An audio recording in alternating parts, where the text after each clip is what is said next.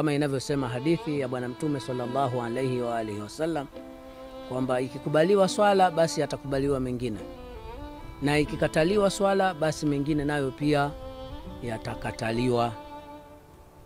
Kwa hiyo swala ni nguzo muhimu sana.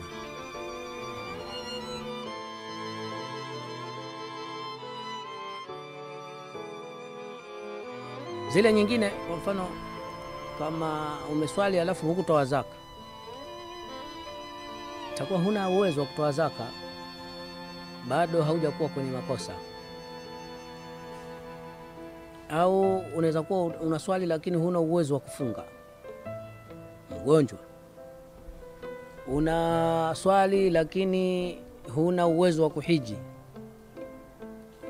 Kwa hivyo ndio maana ikawa ndio nguzo kubwa sana kuliko zile nyingine zote. Kwa nini? Kwa sababu swala ni katika hali yoyote unatakikana uswali. Haitatokea kwamba huna uwezo wa kuswali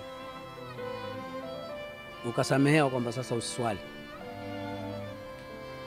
Uwe mgonjwa, uwe unaweza kusimama, uwe yani hakuna msamaha wa kwamba uache swala.